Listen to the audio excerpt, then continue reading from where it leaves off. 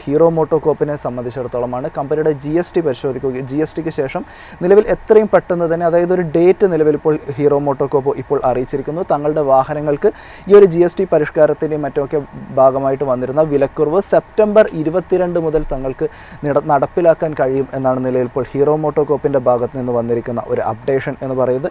ഏകദേശം ഒരു 16,000 രൂപ വരെ പല വാഹനങ്ങൾക്കും കുറയും എന്നും അവരിപ്പോൾ പറഞ്ഞിരിക്കുകയാണ്. ഇതിൽ തന്നെ കരീസ്മയുടെ 210 cc ബൈക്ക് പരിശോധിക്കുകയാണെങ്കിൽ ഏകദേശം 15,743 രൂപ കുറയും, എക്സ്ട്രോറൂം പ്രൈസിൽ നിന്ന് കുറയും എന്ന് അവരിപ്പോൾ പറയുന്നു. കൂടാതെ പോപ്പുലർ ആയിട്ടുള്ള പല മോഡലുകൾ പരിശോധിക്കുകയാണെങ്കിൽ മോട്ടോർ സൈക്കിൾ സെഗ്മെൻറ്റിൽ നിന്ന് സ്പ്ലെൻഡർ പ്ലസ്, ഗ്ലാമർ, എക്സ്ട്രീം എന്നീ പറയുന്ന വാഹനങ്ങൾക്കൊക്കെ തന്നെ വലിയൊരു രീതിയിൽ തന്നെ വിലയിൽ ഒരു കുറവുണ്ടാകും. സ്കൂട്ടർ സെഗ്മെൻറ്റ് പരിശോധിക്കുകയാണെങ്കിൽ സൂം, ഡെസ്റ്റിനി, പ്ലഷർ പ്ലസ് എന്നീ പറയുന്ന വാഹനങ്ങളിലും വലിയ രീതിയിൽ തന്നെ വിലയിൽ ഒരു കുറവുണ്ടാകും.